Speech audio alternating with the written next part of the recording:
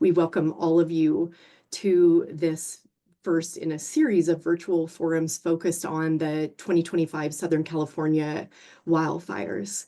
My name is Lori Peak, and I'm a professor of sociology here at the University of Colorado Boulder, and I also serve as the director of the Natural Hazard Center here in the Institute of Behavioral Science, as well as the leader of the National Science Foundation-funded CONVERGE initiative. And these virtual forums actually grew out of the broader CONVERGE project and a desire to bring together the research community and those who support the research response in the aftermath of major disasters. And in the case of this one, using the word aftermath is certainly a misnomer, as the emergency response is still very much ongoing. Thousands upon thousands of people remain displaced from their homes, with thousands of homes burned and many thousand more structures destroyed in these fires. And as always, we send out our support and care to those who are in the midst of this disaster that is still unfolding. And we thank those of you who've joined this call to learn more about the research response, those who are here to share lessons learned from past wildfires so we can continue to learn from one another, as well as those who are here and are thinking about reconnaissance or research in the context of these Los Angeles fires. We welcome you all here, and we're looking forward to this session, and thank you for being a part of it. So just a few words about the purpose of this virtual forum series. CONVERGE was established in 2018 with the support of the National Science Foundation, and CONVERGE itself is dedicated to encouraging ethical and rigorous convergence-oriented research that is problem-focused and solutions-based. And these virtual forums are specifically designed to, again, bring the research community together, as well as supporters of the research response, in order to enable stronger communication, coordination, and collaboration. And if you visit the CONVERGE Virtual Forums page, you can review video recordings and look at meeting notes and slides from past virtual forums that we have held in response to other major large-scale events. Today, at this particular forum, we're going to focus on spotlighting several past wildfire research projects and focus on lessons learned from the research response and from interdisciplinary teams that went out into the field after major events, including the 2023 Maui fires, the 2021 Marshall Fire here in Boulder County, the 2018 Camp Fire, and several other events that you'll hear about today. We're also going to hear from research funders about funding opportunities, as well as other resources available from federal agencies. And then we're also going to talk about some shared use resources that are available to the broader research community. Please note that this session is being recorded, and we're going to see a lot of brief slide decks today. We will post the video recording of this session, as well as all of the slide sets that you're seeing today or listening to after this session, and we'll put it on the virtual forum page for this session. We also wanted to use this as an opportunity to let you know that there will be a second virtual forum dedicated to the Los Angeles fires on February 5th at the same time, 11 a.m. Mountain Time. And if you haven't signed up already, we hope that you will sign up. And during that forum, our focus is going to be to hear from locally affected researchers, to hear from those who have already launched studies or are planning research, again, to encourage this communication, coordination, and hopeful collaboration. And then we're also going to talk through various protocols, as well as try to identify some of the rapidly emerging research priorities in this particular context. So we hope you will join us for that second forum. Also, we'd like to ask that if you have already launched a research project, if you are planning a study, if you have data, equipment, resources, or funding that you would like to share with the broader research community, would you please visit the shared document that's linked on the screen and that Jeffrey's sharing the link to in the chat. And please go in there and share any information that you're comfortable sharing and would like to share with the broader research community.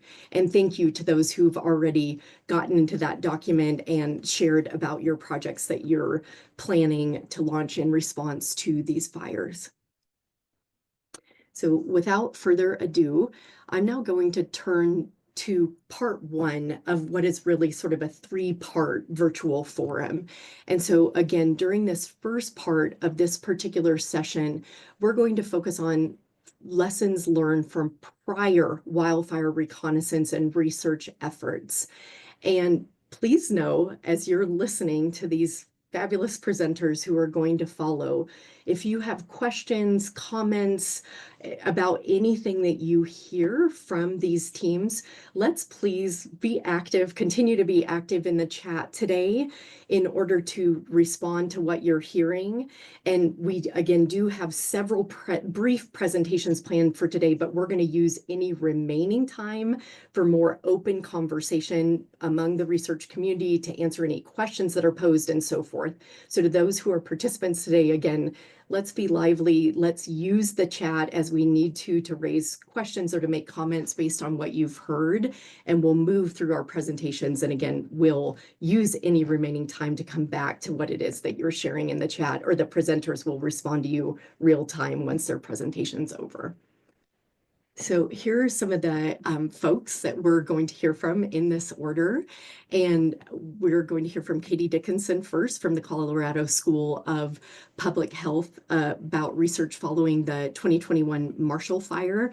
And then we'll hear from the researchers who are listed here on the screen in the order that they are listed. So Shinwoo, you'll be next up, followed by Ratna and Kayla, followed by Shirley, then Erica and Tara.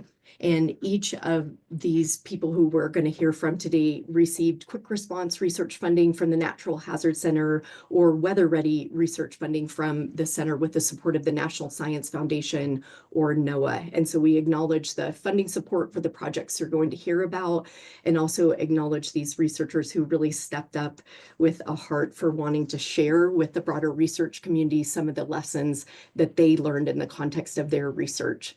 So with that, Katie, would you go ahead and please share your slides and take your 2 to 3 minutes to share what it is you'd like to share with the community? And then Shinwoo, will you be ready to follow Katie when she takes her slides down? So Katie, over to you. Thank you. And Katie, Unmute. there we go. Yep. Got it. Perfect, perfect, perfect. Here I Thank am. you. Okay. Hi, everybody. It's good to be here today. I am going to talk about, as Lori said, our experience with the Marshall Fire Unified Research Survey. So thanks in large part to a convening CONVERGE effort like Lori, like the one we're in right now. Back in early 2002, following the December 30th Marshall Fire, of 2021, our team formed with this goal of answering some pressing questions about the recovery across multiple Dickinsons, multiple dimensions. My last name is Dickinson. So I am based at the Colorado School of Public Health, but I live in Louisville, which is one of the communities that was affected by the Marshall Fire. And so I think it was particularly clear to me both what some of the research questions were, but also the need to conduct research that was cognizant of the burdens and the emotional toll that the disaster had taken on residents. And so that sort of led to this impetus of convening researchers to do a collective survey. This effort has sustained over time. I have a link up here to our project website where we have technical reports for the surveys that we've conducted. in addition to our survey protocols and instruments. And I would really love to share those with other teams. If you are thinking about doing surveys, we really wished we had had more of a foundation to start with as we were jumping in. I have my email on all of the slides because it's kind of long. So if you need a minute to write it down, you can do that. And I would love to hear from folks. I'll take just a second to share some of the substantive findings from our survey. So we surveyed folks over 3 waves, about 6 months, a year, and 2 years post-fire. We found that over at that 2-year mark, the communities have made substantial progress in rebuilding, but there are some folks that are still kind of stuck and getting left behind. We also find that standing home residents face particularly challenges both in the process of rebuilding as well as in their mental health. And I know that that's going to be a substantial issue with the LA fires as well. Also renters. So in a context, which again is, I think, common, where there's already high housing costs, and the additional pressure on housing costs from the disaster, I think, makes renters particularly vulnerable. Finally, I want to share just some lessons from the process of doing the research, and this is where I'd really love to engage with folks more. Of course, we all know the saying, if you want to go fast, go alone. If you want to go far, go together.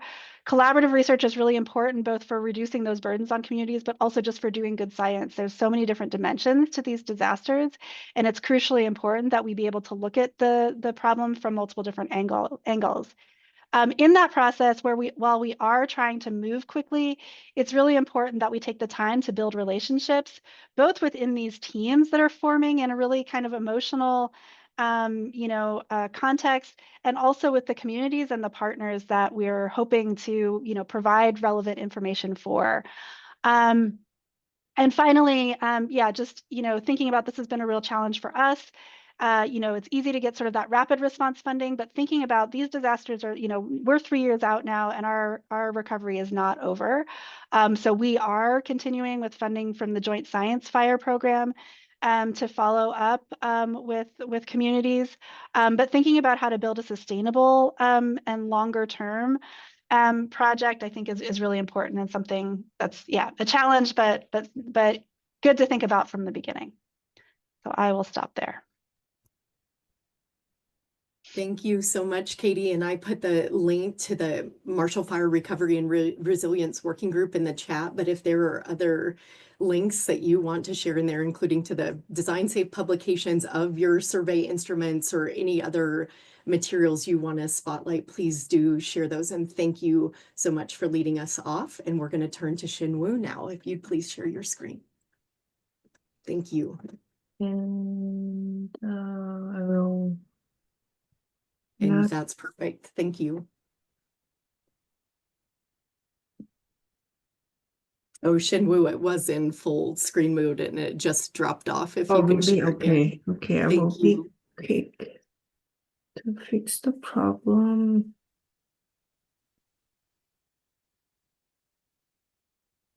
Are you seeing what I'm seeing? That we can see your slides in full screen mode. Thank you. Okay, awesome. So this research project that I conducted with my collaborator was an interdisciplinary research, and we wanted to assess the health and environmental impacts of 2023 Hawaii wildfire on Asian American population, particularly because they have about 29% of the population in Maui Island is Asian Americans, and they have vulnerabilities and strength just like other ethnic groups, and we wanted to focus on that particular group.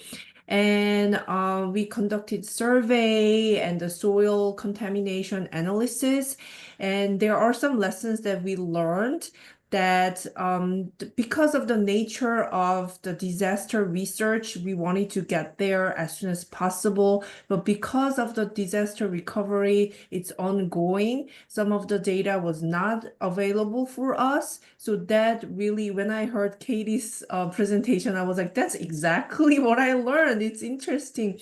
It really needs long-term multiple data collection. It really needs collaboration with the community members, and I will go over that. So we wanted to explore the mental and physical health impact on Asian American wildfire survivors, and we wanted to theorize potential soil contamination based on existing data. Initially, we wanted to go there and collect the data, the soil data, but which was not available at the time. No one was able to get to the site. So that's why we were like, oh, we really need long-term data collection, which will be very insightful. So my portion, I'm a social scientist. I conducted semi-structured interview with 37 community members who are the Asian American residents and also community leaders. And my collaborator, Kouai, he conducted hypothetical soil contamination analysis using data from HI Department of Health and EPA. He really wanted to be here to deliver a small talk, but he was not available. So I'm not an expert in soil data, so I will just read what he said. But if anybody's interested in the soil analysis portion, his contact information is below. Dr. Yongjae Kim, civil engineering professor at Lamar University. Yeah, so he will be excited to talk with you more. And the next slide, if I can get there. Okay. So the key finding is that just like any disaster survivors, my sample, the participants expressed a high level of persistent stress, anxiety, deep feeling of being hopeless. And because of the recovery process, it's taking super long time. When I collected data in the summer of 2024, that was a year after the fire, but debris were not removed, and Maui being an island makes it extra harder and taking a longer time. And they were telling me where are they gonna put all these debris, which is toxic, and it has a lot of chemicals because the building code changed in 1970s. So before that building code was changed, they were able to build houses with this material. I forgot the name of it. It's in the report. But anyways, it's no longer allowed, which means it's extra toxic. And all of that is burnt during the wildfire. So nobody is really allowed to access the site. And because it's an island, where they cannot just dump all these debris into the ocean, I don't even know the process of it. And the residents that I interviewed, they felt really how is it going to be ever fully recovered, and felt very, very hopeless and burnt out. And also very interestingly, reluctant to talk to outsiders. There was definitely this research fatigue on the community. So it was extremely hard for us to find the gatekeeper, because it took us actually very long time to find someone who would finally want to talk to us. And the gate was very, very firmly closed. And they said that there were so many teams of researchers, government who want to talk to these people. And they think that nothing is gonna change even we talk to you. So it was really hard. So there were some trust issue and unavailability, and there were even the gatekeepers, they were reluctant to connect us with the other survivors because of this fatigue and exhaustion and still being traumatized. And another issue that came up a lot was the macroeconomic strain. I named it, but anyways, not even the direct survivors, but then people who survived the wildfire, whose house was not burnt down, they are experiencing the economic challenges together, because they are highly dependent on the tourism industry, and not many tourists are coming back. So entire island is suffering from financial challenges, which they are really hopeless when it will recover. And let's move on to the soil contamination part. He said that there is a possible elevated lead up to 500 milligram. versus 200 milligram per kg, and it raises concern over arsenic, PAH, and other contaminants. So based on he found existing soil data after the fire, and there were some concerns, but he definitely stressed the importance of he really wants to like collect multiple data and from the site, and he has these tools to analyze different characteristics of the soil contamination. That's what he wants to do as a follow-up study. But we are really thankful for the opportunity to collect and then conduct this research at this time in a very timely manner. And when we have the other grant, we also want to go back, and we already have the community partners that we created collaborative relationship and want to continue the conversation and collect data more. And also it needs to be definitely more community-based, not top-down. I get reminded all the time when I conduct disaster research. So that's about it. Thank you. Thank you, Shinwoo, so much for the lessons learned and for the information you shared. And we're going to turn next to Ratna and Kayla.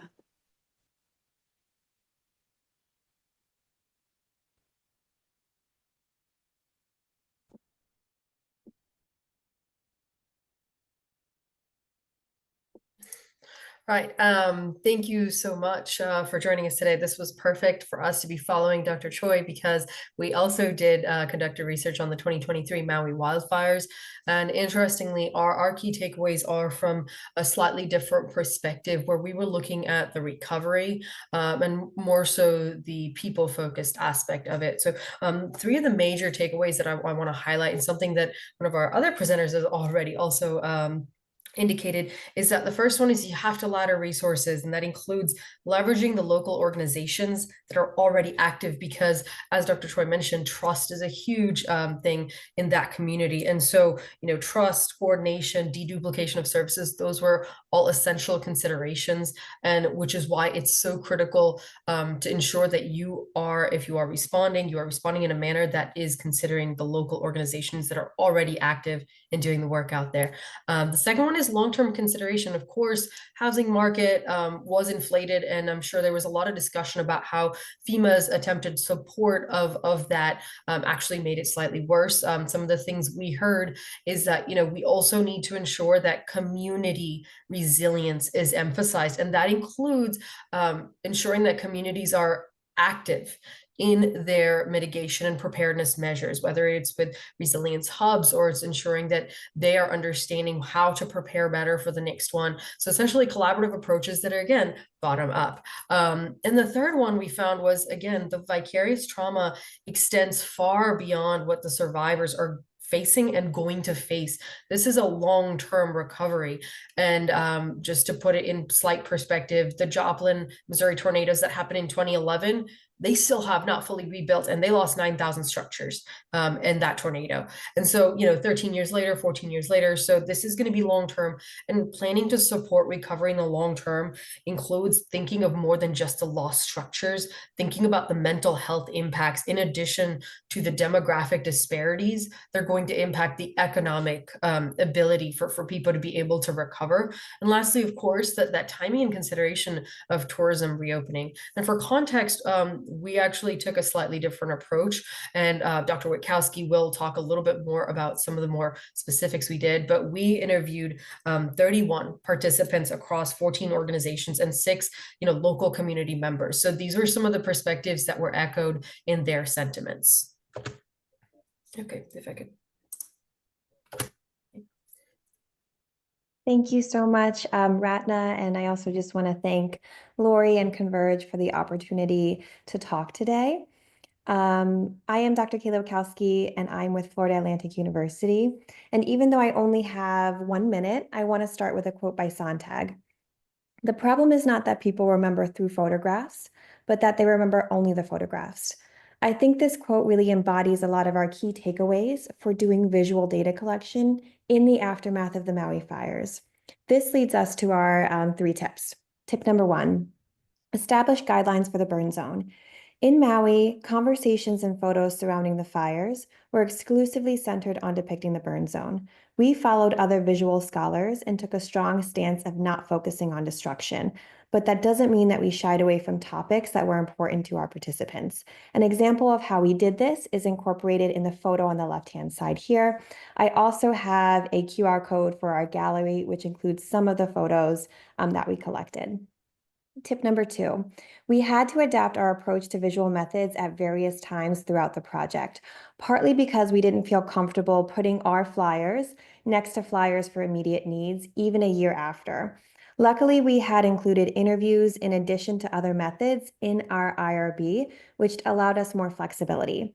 Finally, tip number 3, provide time to talk story.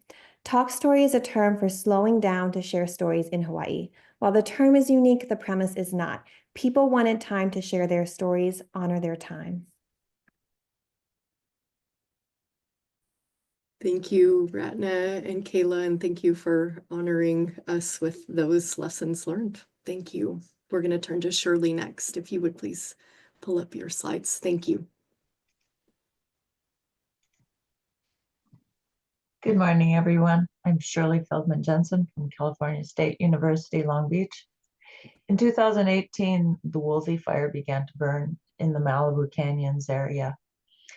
And Lori calls, this was a research based on, Lori wanted to know more about what was happening with the stay and defend actions that were happening there. She phoned the Los Angeles Emergency Preparedness Foundation and said to Brent, the chair, please investigate this for me. And he picks up the phone and phoned Stephen and myself. Now, Stephen sends his apologies that he could not be here today because he's helping a team out in the Malibu fire today. Our other research partner is Sarah O'Connor, and she's here with us today. So this research began, the first phase was a qualitative research where we interviewed the people who stayed to defend the Malibu community during the fires of 2018.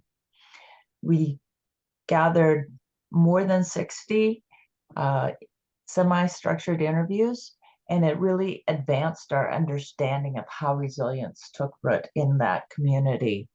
We analyzed what these behaviors and protective actions and attitudes were in correlation with Becker's work on what the indicators of community resilience are.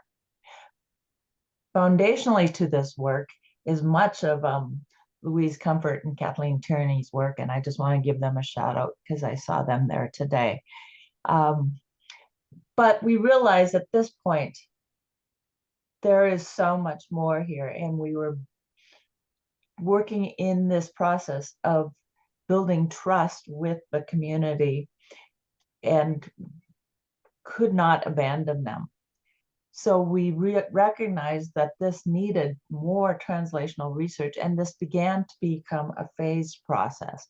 The phase 2 was advancing the community engagement and policy processes. What did the community want? We looked at the convergence of the risk factors for the fire in that community, who the stakeholders were, and involved everybody, and they identified the roadmap forward that would work for them. And we leveraged those community resources for action. A pilot program began.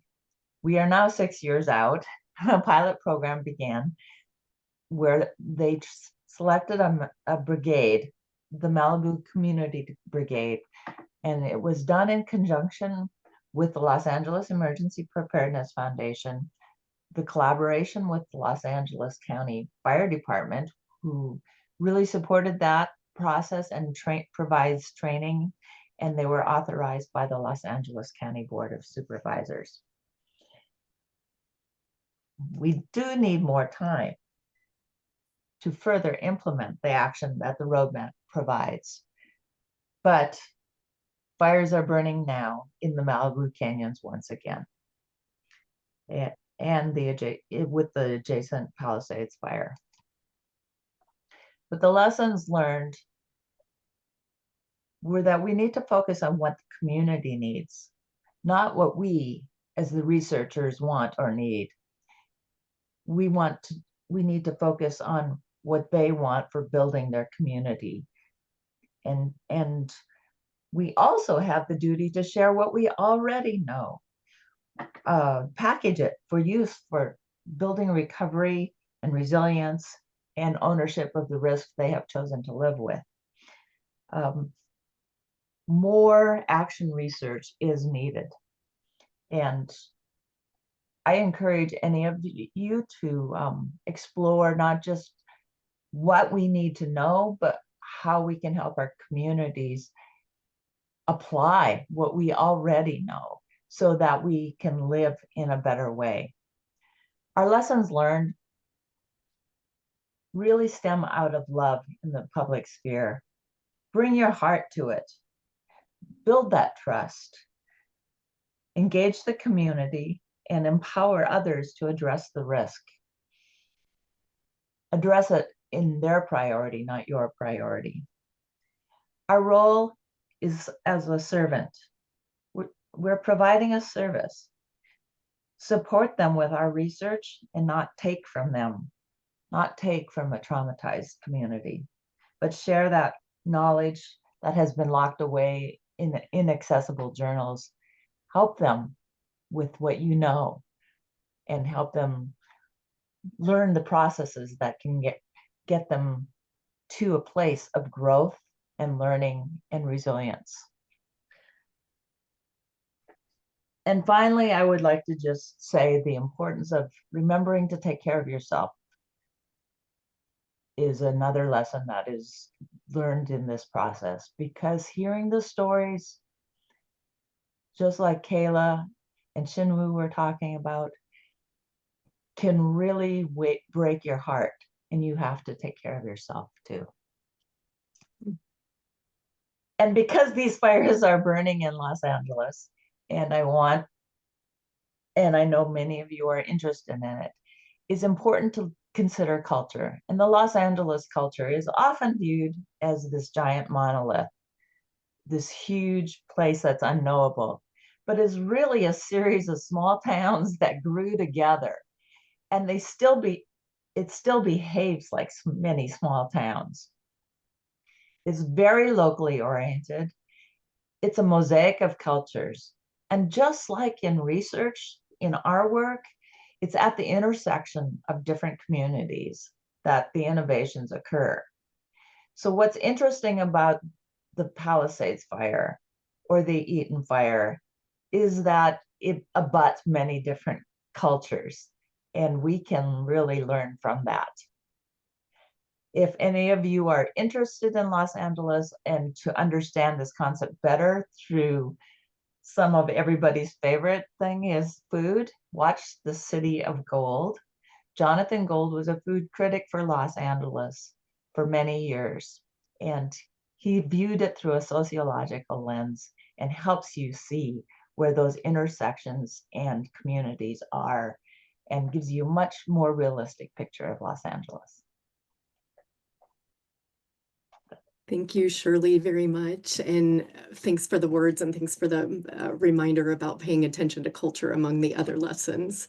Erica, we're going to turn to you next. If you could go ahead and share your screen, please. Thank you. And just checking in, we have about 25 minutes remaining in the session. So thanks everybody for keeping your remarks moving forward. Thank you. All right, are you able to see my screen? Yes, and it looks perfect, Erica. Thank you. Great. Thank you, Lori, so much. And thank you to the Natural Hazard Center and Converge for allowing me to speak today. I responded after a number of different fires. I'm a structural engineer, civil engineer. So I'm going to really talk about these responses from the infrastructure data collection lens. In many of these responses, we collaborated with social scientists, and I'll call them out on the Zoom call because they're here today, and kind of point you in their direction to get the results from them, because they really led that portion of the research. But every one of these responses that I'm showing on the screen consisted of the use of technology, such as UAV, LiDAR, in addition to field observations and photos. They also included multi-university collaborations and the development of strong collaborations with impacted areas themselves, just as all of the previous presenters have talked about. Even if you're just going in to collect infrastructure damage assessments, those relationships are critical. We spent a considerable amount of time developing those relationships, fostering those relationships with these regions and the people that worked there. And at the end of each one of these projects, we actually gave the data back to the communities. All of the UAV and all of the LiDAR data we gave back to the communities. And all this work has been funded by a variety of quick response grants through the Natural Hazard Center, NSF, GEAR, and I'm kind of the Water Research Foundation. I'm listing them at the bottom. And so I'm not going to read all of this on the screen. The slides will be distributed afterwards. But the results that I'm showing here are really the results of our infrastructure analysis. So in the after the 2018 Camp Fire, we responded with Sarah Hamadeh, who's on this call. So I really suggest you reach out to her about our social science findings and methods, as she led that portion of the work. But what you can see is that we looked at a variety of infrastructure damage and infrastructure throughout these communities, and it would have been impossible for us to gather the data that we had if we hadn't made those relationships with our communities, as well as working across disciplines to be able to allow people to lead areas that they're experts in. And so the time I'll probably spend the most on is really on these lessons learned. First and foremost, you need to have clear research objectives when you write quick response grants. Going into the field and taking a lot of photos is just disaster tourism. These research objectives will guide your data collection methods and schedule. They will also organize your team so everyone's on the same plan on what these objectives are. If you don't have a clear plan on data collection and systematic data collection, you may oversample in one region and undersample in another, and your conclusions will be biased. Pre-planning also enables you to have situational awareness, just as some of the other presenters mentioned, of the region, and that's through the culture, but also through the previous disasters and hazards that they have been exposed to recently. Those are very, very paramount in understanding people's perception of risk. Coordinating with the rapid facility on where exactly you're taking measurements and collecting data is really critical. They are exceptional people to work with and very knowledgeable, but you do pay them by the day. And so if you are disorganized and you don't have a plan, you're going to blow your budget up and be very inefficient with that small budget for quick response grants. As many as my other speakers have mentioned, this work is impossible to do by yourself. It is impossible for a single university to encompass all expertise. You need to be collaborative. If we are all working with people that value our work and our opinions, as well as provide credit to all that are involved, then we will trust each other in the field, and that is paramount to being successful. In addition, the National Science Foundation wants us to be collaborative and working together, so we're not collecting the same data over and over again and overburdening a community. As many of my other presenters have mentioned, doing field reconnaissance is exhausting and emotional. Every person on your team must be trained and ready for this, and even then, they really won't be unless they've done this before. Providing space for a fun time and joy is really, really important, but also providing space for team members to talk about what they've seen and heard that day is also really critical. And then lastly, everyone should watch the videos from the Natural Hazard Center on ethical field research, but you need to be an example for your team. I'm guessing that most people on this call are looking to lead teams, and leading by example and being an example of behavior for the rest of your team is really a big deal. Real people lost their homes, their work, their place that their kids sleep. Or they're nervous and scared about the future. Being empathetic to this and allowing people to tell their stories is healing to them, even if it is not your research. Thank you very much. Thank you so much, Erica. And last but not least, in this section of the forum, we're going to turn to Tara Goddard now, please. If you'd share your screens, then we're going to turn to funding. Thank you. Okay, great. Thanks, everybody. And it's really an honor to be here and to wrap up kind of the presenters. You'll hear that I'm echoing a lot of themes and kind of adding to them a little bit. I do want to note with my slides, my passion far outweighs my attention to detail, and I did not manage to even put my name on the slides, let alone contact info or funder info. So apologies about that, but I will drop that in the chat, and as well, it's in the full report. So I'm going to just really quickly describe this study that I got funded through one of the weather quick response weather ready funding through the Natural Hazard Center on a fire that happened in 2021, the Caldor fire in Lake Tahoe, California. And I'm talking about this in particular because I want to talk about this issue where personal and professional combine or come together. And it's a little bit hard to see. I'm sorry the font is small, but on the right there is a screenshot of a Facebook post of mine from 2021 when the fire hadn't even gotten to the area yet, but the smoke was so bad that it was off the charts from an air quality perspective. And in what I say there is, it's the highest I've seen the number. This is horrifying. I feel helpless. And this was because my family lives there. My parents, who are older, my sister and her young children are there. And so in addition to just being, as an, I'm not an outsider. It's a very special, important place to me. My family was there. So, this happens, right? And some people have already been writing about this as Southern California fires, climate scientists who, with the increase in number and severity of disasters, there's a smaller and smaller number of us who aren't personally affected as well as professionally interested or involved. And so thinking about how do we use that, but also be very ethical and intentional when we're doing that. So this fire, it wasn't kind of, I use the word unprecedented in quotes because it was, that word has become somewhat meaningless anymore, but never had this many people needed to be evacuated from the area around Lake Tahoe. The air quality thing is also important about the study because, being able to leave early because of smoke is largely a function of like privilege. Do you have somewhere to go? Can you afford? My family was able to use kind of Airbnb was doing discounted rentals, just like has been happening somewhat in the Southern California fires. And I already had established relationships in this area because of my long family history there, as well as colleagues. So it was conversations about unrelated issues, but because of course these are such impactful events, conversation always turns to them even years later. And so it was like, wait, there's an untold story here about how in particular transit and paratransit riders were able to be evacuated by a transportation agency. And most of the studies you've heard about are focusing a lot on like the people and citizens. I'm really focused on agencies and the professionals who have a lot of the power to do planning that could make these potentially work better, and on the plans themselves. I'm an urban planning professor, and so what CAL FIRE calls the at-risk populations, and they've published some good information about the Southern California fires. So people with disabilities, adults over 65 years old, and households that don't have vehicles, and then FEMA's access and functional needs definition, which you can look up. And on the bottom right, there's a picture of people stuck in traffic, and you'll notice they're wearing masks because all this happened in the cascading disaster of COVID.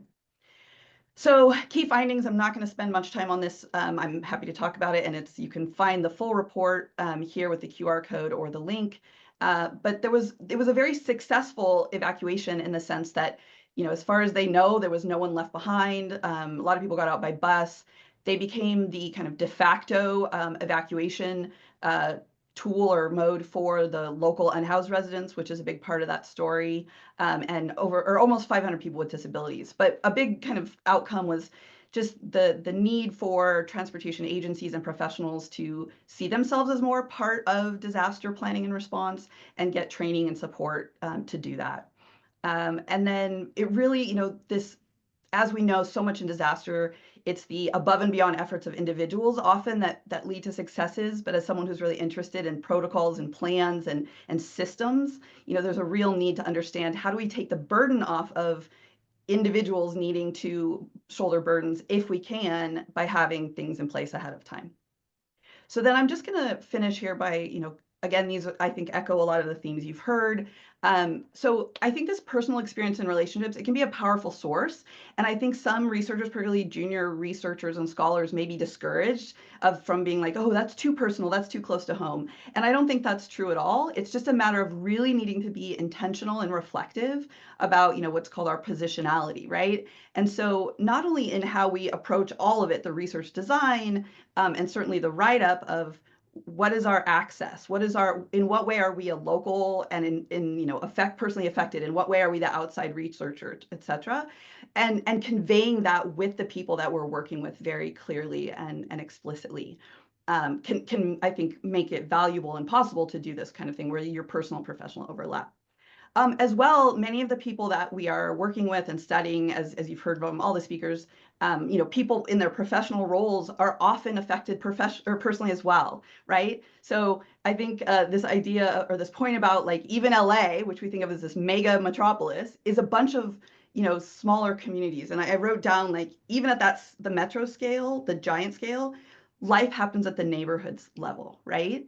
And so being mindful that even if you're talking to people in their emergency manager role or their, you know, fire chief role or transportation engineer role, they also may be, you know, dealing with that, and thus the trauma-informed approaches.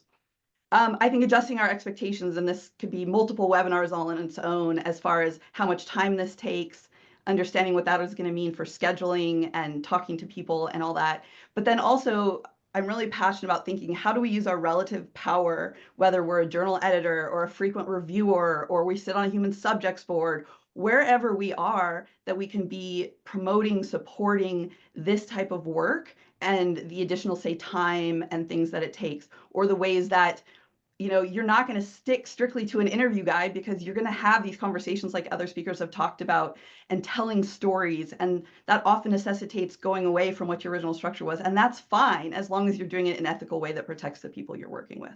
And then my last point there, I used Katie's original point about how this planning for the sustainability of the research effort is both hard and important. And I added my own, you know, and I think Shirley and others have talked about this as well. So important on the translation of the research, and the providing value to the studied communities and what they need should be a central goal from the start, the conception, to completion. So that's all I have. Thank you. Thank you so much, Tara. And I appreciate all of the researchers so much for all of the lessons that you shared. And I am wanting to be sensitive to time, that we'd set aside an hour for this forum. But as Tara noted, we obviously could take multiple forums. And so again, thanks to the researchers. And I do want to turn now, we'd invited a couple of funders from the National Science Foundation as well as the National Institutes of Health to share some information on their programs. And we're also going to hear from the Rapid and Design Safe facility as well as CONVERGE about some resources. So I'm just going to check in really quickly. Joe and Ellen, do you have a few extra minutes to stay on this forum today, or would you like to lead off our February 5th forum? I know I'm really putting you on the spot here, but how would you like to? We can definitely keep going with this a little longer today, but I want to honor your time if you have to get off right at the top of the hour. I'm happy to present a condensed version today. Okay, perfect. And Ellen, are you okay with that too? Same, because we have a conflict on February 5th anyway with the computational symposium. So Okay, and your beloved program director, Joy Pawski, just offered to shorten her presentation because she wants people to hear from both of you, but I know that everybody would like to hear from Joy. And so to those of you who do have to drop off right at the top of the hour, know that we're going to, again, share all the slides from this. We're going to share the full video recording. But Joy, why don't you go ahead and take the time that you need to take to share what you want to share about the NSF funding, and then we'll follow you by Lydia. Thank you. Okay, well, thank you so much, Lori, for organizing this virtual forum. I just want to mention that I'm also joined on this forum by one of my colleagues, Giovanna Biscontine, who is also program director in the Engineering for Civil Infrastructure program. So I'm going to talk today about submitting NSF rapid proposals. Rapid proposals are a specific format for proposals submitted to NSF for post-disaster perishable data collection. And I just want to mention there's two different ways of submitting. If you want to do post-disaster investigations, if you have a current NSF award, you could submit a supplement, or you could submit a separate proposal, rapid proposal to NSF. So I'm going to talk about the second mechanism, submitting a separate rapid proposal to NSF. So submitting a rapid proposal is covered under the NSF Proposal and Award Policies and Procedures Guide, the PAPPG, which tells you how to submit any type of proposal basically to NSF that's not covered by a solicitation. So I encourage you to look at this. And I just wanted the new PAPPG came out in May 2024, and it now includes concept outlines required if you're submitting a rapid proposal, eager, or raised proposal. And there's also now required that if you're doing any off-campus or off-site research, the authorized organizational representative has to ensure that certify that the organization has a plan in place regarding safe and inclusive working environments. So these are two important considerations. So the rapid's the type of proposal that's used when there's a severe urgency with regard to availability or access to data, facilities, or specialized equipment, including quick response research or natural or anthropogenic events and similar unanticipated occurrences. So if you're interested in submitting a separate standalone rapid proposal, it would start with an email to a cognizant program officer or submitting an abstract via the NSF prospect tool. In order to send, which is basically a concept outline or an abstract, then the prospective PI will receive an email from the cognizant program officer that says whether or not a full proposal can be submitted. And if you receive that email confirmation, then you need to include that email within your when you upload your rapid proposal. So rapid proposals, project description must be no more than 5 pages. Use the word rapid as a prefix to the project title. Requests can be up to $200,000, including indirect costs, and for up to 1 year duration. Most programs don't fund rapids for up to $200,000, and then include that program officer concurrence email. So if you're thinking about submitting a standalone rapid proposal, as you heard from the fantastic presentations earlier, you need to identify the research questions or objectives that require perishable data collection, find the appropriate NSF program, contact the NSF program officer, submit an app. We want to make sure that that program is receptive to receiving rapid proposals, submit an abstract or concept outline via email to the program officer or using that NSF prospect tool. If you get a positive response from the program officer, then you include that confirmation email. And some considerations, keep in mind that your AOR, your sponsored research office, has to certify when that proposal is submitted that there's a plan in place for safe and inclusive working environments for off-campus or off-site research. Think about your data management plan and how you're going to process the data, archive the data, publish the data that's collected through the rapid proposal. And also make sure that your project description and parts of your proposal really help exhibit that you have situational awareness of the area where you're going to investigate. Do you have accessibility to the field location? Do you have appropriate contacts? What are data collection methods are going to be used? Are there any challenges? For example, can you take drones into the area? Is that permitted? Okay, field training. have you yourself or members of your team done prior post-disaster reconnaissance, or have you gone through training and how to do this? Think about ethical and cultural considerations. This was mentioned in the presentations earlier. The CONVERGE at University of Colorado at Boulder has modules that can help with training of yourself and your team for doing post-disaster reconnaissance.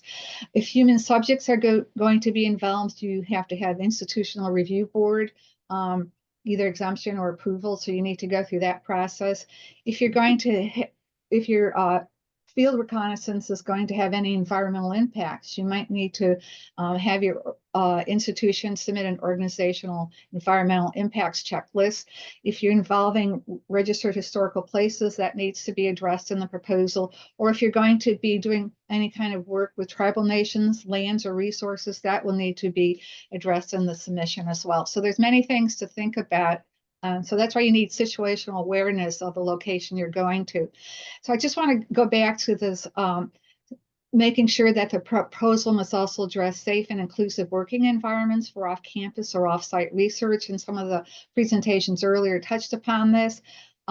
So the AOR must complete a certification when the proposal is submitted that the organization has a plan in place for that proposal that describes how various types of behaviors will be addressed, such as abuse or harassment and so on, or any conduct that might be considered unwelcome, offensive, indecent, obscene, or disorderly. NSF does not need that plan included. In fact, does not want that plan included in with the proposal, but the institution has to certify that that plan is in place. And this plan must be disseminated to individuals that are participating on your team in the off-campus or off-site research prior to departure. So just want to make sure you're aware of that requirement. And then also, if your reconnaissance will involve any environmental impacts or requires tribal nations approval, that needs to be addressed in the rapid proposal as well.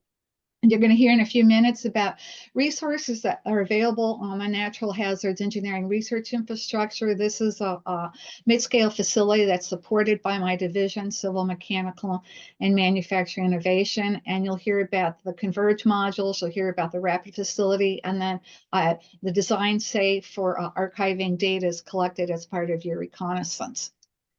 And so just two programs that two proposals that do receive rapid proposals are the Engineering for Civil Infrastructure program, and we really focus on post-disaster investigations that look at the performance of physical civil infrastructure, site response, and so on under that particular hazard. And also the human disasters in the built environment. And that also focuses on looking at the built environment, but it looks at the interactions between humans and the built environment within and among communities. So these are just two programs within the Division of Civil, Mechanical, and Manufacturing Innovation that are receptive to rapid proposals. So I think I'll stop here. Thank you. Thank you, Joy, very much for the overview and all of the very useful resources. And again, we'll post Joy's slides as well. And next up, we're going to hear from Lydia Lewis from the National Institutes of Health and National Institutes of Environmental Health Sciences. Lydia. Thank you, Lori, so much. I'll try to make this brief, knowing that we are running up against time here. So hi, everyone. My name is Lydia Lewis. I work with Aubrey Miller's group at the National Institute of Environmental Health Sciences over at NIH in Washington, D.C. I just wanted to first thank everyone for the information and sharing of stories and research efforts. It's really encouraging to see everything that's being done and being thought of. To that end, I wanted to bring attention to a few resources that some may be aware of, but also to give a little bit more detail on. So with NIEHS, I'm helping to coordinate our DR2 or disaster research and response networks and resources. And so listed here, I have my own contact information as well as those of Aubrey Miller and Dylan Williams, who helps us in coordinating a lot of these efforts. We coordinate something called the EHS network. Similar to Converge, we have a meeting taking place tomorrow, which many of you may already be aware of. It's Thursday from 1 to 2 p.m. Eastern Standard Time. Similarly, we help to sort of convene researchers around the work of disaster-related scientific efforts. And so we'll be having a meeting to sort of discuss collaboration and with respect to the LA fires. And if you are interested in attending that meeting or getting on that distribution list, please feel free to contact myself as well as Dylan, whose information is listed here. To that end, I'd also like to bring attention to some research opportunities that we have through NIEHS. Many of you may know, but we do offer an R21 time-sensitive grant mechanism. Applications for this particular NOFO are or RFA are ongoing with upcoming due dates of February 3rd, which might be a little soon, but also April 1st. I've listed here the links for that particular RFA, as well as the contact information for my colleague Takara Chamberlain, who is more than happy to answer any questions as it relates to the specific grant mechanism. Just a bit of detail about that. The grant itself allows for up to 2 years of funding with no more than $275,000 of direct costs for a 2-year period, and no more than $200,000 may be requested for any single year. Additional information regarding that RFA can be found at the link that I indicated there. If anyone on the call is interested in putting forward an application, it's highly recommended that you submit a letter of intent as soon as possible to Varsha Shukla, as well as copying Takara Chamberlain on that specific email. If you have any other questions as it relates to that, please feel free to contact Takara specifically and copy myself on those questions. I've included a couple of other links here, just really brief for any who might be interested, including resources, toolkits, questionnaire, data collection sort of protocols on our DR2 resource webpage, as well as our worker training program through NIEHS that offers support and services to sort of occupational groups and subgroups working in disaster-prone areas, as well as a link to our P30 centers, our core centers that NIEHS supports. Again, I want to keep this brief, so I allow additional time for those on the call. But if there's any other information that you need or need access to, please feel free to contact myself, and I will do my best to make sure that you're connected with those within the Institute for those needs. So Thank you, Lydia, very much. And just very briefly, I'll follow on you and wanted to let those of you out there on the call, as well as those watching the video recording, know that we do have funding through our National Science Foundation funded Quick Response Research Award program, which has been around for nearly 40 years at this point.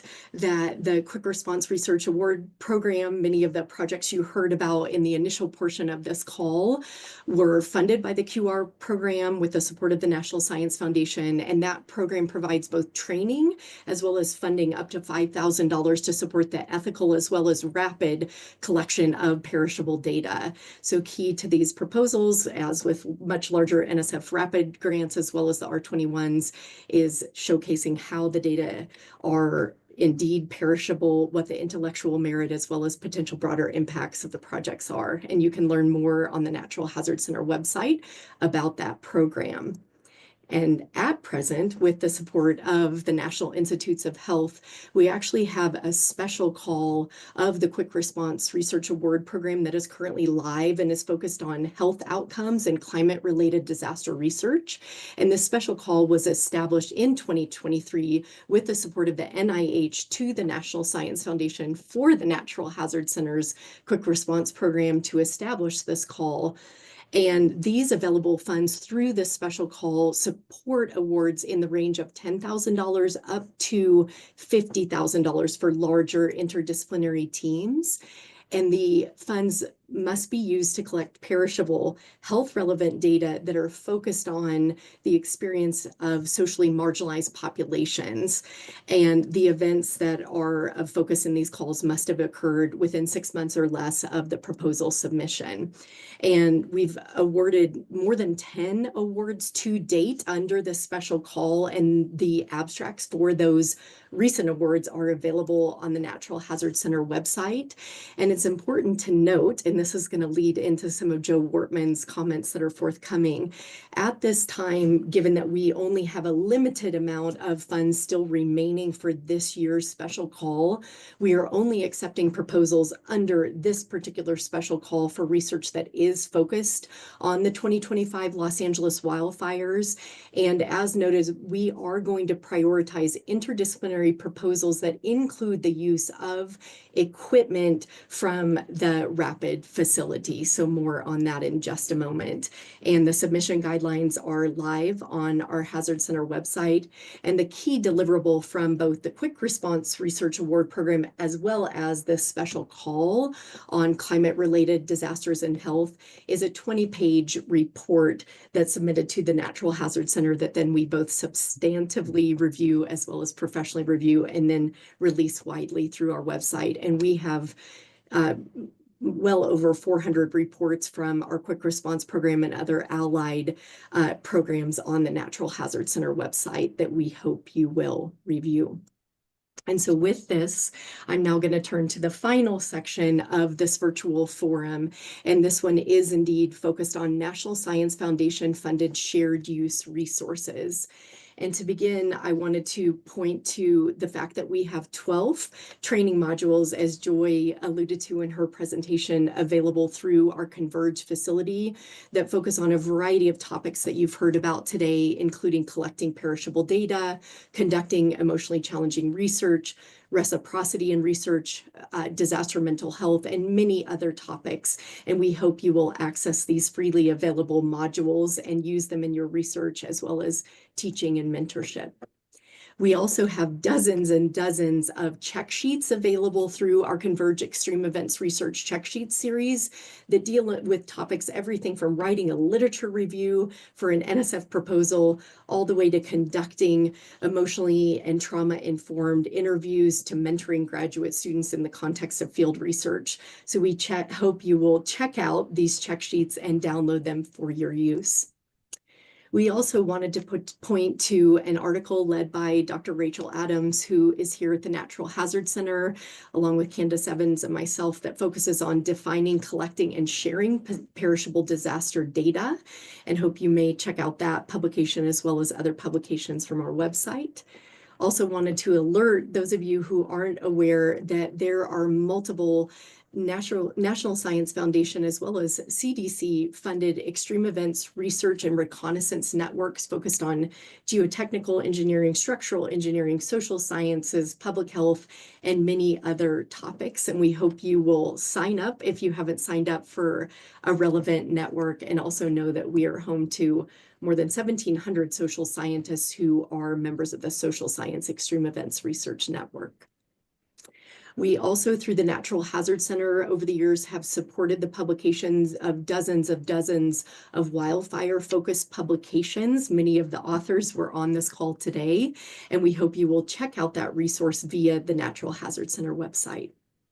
And so with that, I'm now going to turn over the screen sharing to Joe Wortman, who leads the NSF NERI RAPID facility that's both co-funded by NSF as well as the National Institutes of Health. And then we will hear from Ellen Rathje, who leads the Design Safe Cyber Infrastructure. So Joe, over to you, please. Thank you very much. Yes, thank you, Lori. Good morning, good afternoon, everyone. I'm Joe Wortman. I direct the RAPID facility that's based here at the University of Washington. And our mission is to enable transformative research by providing you, the research community, with the instrumentation, the software, and the support services to collect, to process, and to analyze perishable field data from natural hazard events. And we support a lot of work across the broad spectrum of the natural hazard sciences. But I want to tell you specifically how we can support your work work as it pertains to these fires. We can provide you with access to state-of-the-art instrumentation. We have well over 100 instruments, so I won't review any of those in detail, but all of the information I'm going to present today is available on our website for in additional detail. I notably want to highlight that with the support of the National Institutes of Health, we have significantly expanded our portfolio of instruments to include public and environmental health instruments, which I've noted at the bottom of my slide here. We can also help you plan your missions in the field. Specifically in Los Angeles, there's a lot of flight restrictions right now. So if you are interested in using drones, we can work with you in acquiring permissions to fly and can identify areas where you can and where you cannot fly. And I'll just note we have 4 licensed pilots on our team who will help you with that, along with other kind of aspects of understanding your scientific questions and making sure you're matched up with the correct instruments. We can collect the data for you. We can train you. We can train you or your students or your postdocs in the field to use the instruments. You can take them out on your own. You can come here and do on-demand training very quickly. And then once you collect that data, you can come back here or we'll work with you remotely in helping you post-process that data and to also archive that in collaboration with our partner at DesignSafe, who you're going to hear from in just a moment. So there's a myriad of ways that we can work with you, ultimately with the goal of providing these open data sets for the community. I'm just going to very quickly show you a couple example data sets. These are all actually out of Erica Fisher's groups, and she's been working in this space for so long, and we've been supporting a lot of Erica's work over the last several years. This is a photo from the Marshall Fires, but this is a paper that came out of Erica's group just showing some of the applications of terrestrial LiDAR to understand the response of building structures to fire under these kind of extreme loads. These are also some images that were acquired during the Marshall Fire that you can see these kind of visually rich archived images that can help you reconstruct and be able to better understand the factors that were related to the fire spread. I'll say all of this data is openly available, and it's also viewable in the cloud through DesignSafe. There's a platform known as HazMapper that will show you the footprint of where data has been collected. You can click upon that and get ultra photorealistic, high-resolution, three-dimensional models to enable understanding of, was there a pool available, which was a mitigation measure for some houses? What's the proximity of fences and vegetation and so forth? So a lot of questions can be answered about the spread of the fire and the initiation of fire. I'll also say we do a lot of work with Street View. We have also developed tools to efficiently process Street View to rapidly extract information on building damage levels, among a series of other features that we can discuss with you directly if you're interested in using that as a potential tool. And then finally, I'll say that I think there's a really unique opportunity to collect data across the natural, social, and health sciences. I do want to pause for a moment and note that there's a purpose to collecting this data. And I'm going to use a quote from the Los Angeles Times that noted that this is a humanitarian mission in the broadest sense, to really understand the core causes of these disasters so that we can minimize the likelihood that they will occur again.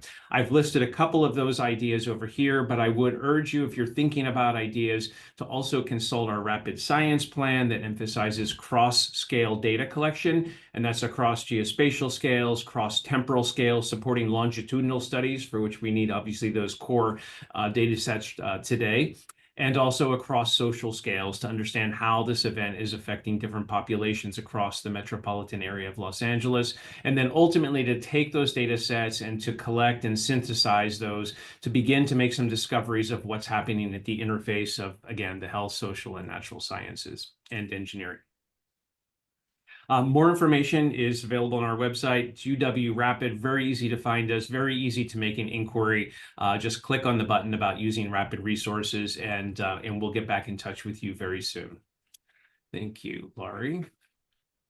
Thank you, Joe, very much. And we'll make sure and share the Rapid link in the chat as well. Thank you. And Ellen, last but certainly not least, over to you. Thank you. All right. Thanks, Lori, and thanks for everyone for sticking around to the end.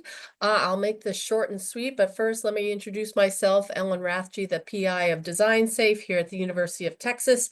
Also on the call today is Tim Cockrell, my deputy director, and you can see our email contact information here, because if you have any questions about what you see, send us an email, in particular, Tim, and we'll get you sorted.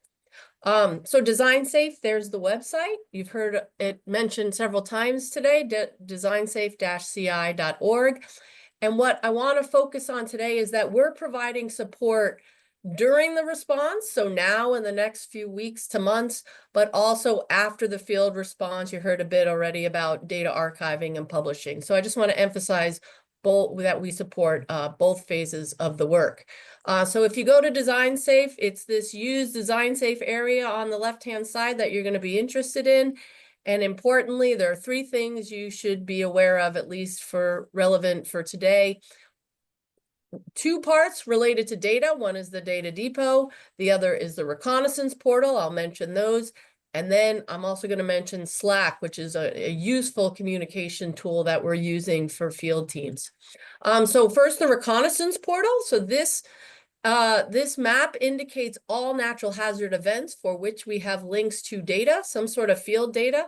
It could be social science, it could be engineering, and you'll notice we have added the Los Angeles fires to our reconnaissance portal. And if you click on that, you will see just this beginning of links to various data sets. And these, at this point, are generally data sets that are not on Design Safe. So we're trying for this reconnaissance portal to be a one-stop shop for where people can find data as it's being developed, as it's being posted, maybe a little bit more informal.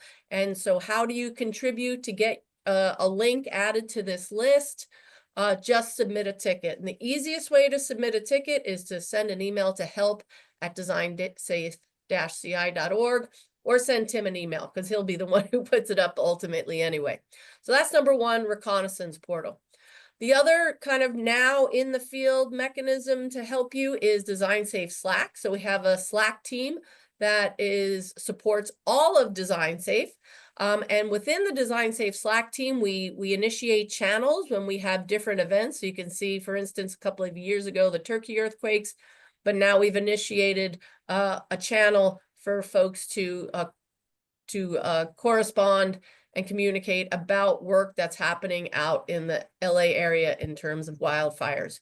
And so here's an example of some data that people were discussing. How do you join Design Safe Slack? Submit a ticket, okay? So again, send an email to help@designsafe-ci. We'll get you on the Slack team and then get you on that channel. And then last but not least, and you've heard this several times today, data publishing in our data depot. So this is formal data publishing. What you can see here in the data depot, I just did a quick search yesterday on wildfire. 14 data sets popped up, and look at some of the, we've got Erica here. We've got some data with respect to fire and infrastructure. But look, we've got housing recovery data, of vulnerability for different Spanish-speaking populations. So you can see we've got social science as well as engineering data. And in fact, across the 14 data sets that come up in this very unscientific search, it's about half and half social science and engineering. So this is not just an engineering center where we're interested in all dimensions of these disasters. And here's just a list of the different types of topics that were covered across these 14 data sets. And just to give you an idea of what does a published data set look like, you know, you've got your authors, you've got your citation, you've got your DOI, you've got your files, you've got a title, and this is the long-term preserved data set that people can be using for many, many years in the future. So it really leaves a legacy for the work that's been done for this event. And then we can cross that data with other events, other researchers, and it really just explodes the research discoveries that ultimately can be made available. So I think I will stop there and hand it back to Lori. Thank you, Ellen. And to that end too, if you're out there and you've never used Design Safe, we actually, through a partnership with Ellen and Tim and their team, we have funding through CONVERGE to support what titled our Data Ambassador. So people who want to learn how to publish an instrument, publish data on Design Safe, we have tutorials and resources available to help you with that.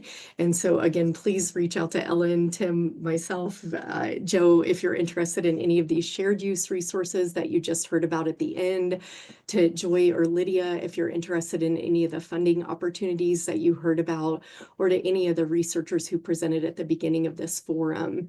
And thanks to those who were able to stay on for the additional time, for those who had to drop off, or others who are interested in this. Again, we will post all the slides, the chat with the various resources, the video recording of this forum. And we hope that you will join us on February 5th for the follow-up session, where we will continue to share resources. But again, we'll in that session hear from locally affected researchers, as well as from others who are planning to launch studies in the context of these horrific fires. And so with that, thank you to everyone for being here. Thank you to those who engaged in the chat. If you have questions, comments, suggestions, please follow up directly with us so we can be as prepared as possible for that February 5th meeting. And with that, I'm going to thank everyone who presented today. Thanks to all who joined, and we look forward to hopefully seeing you again on February 5th. Please take care, everybody. Thank you.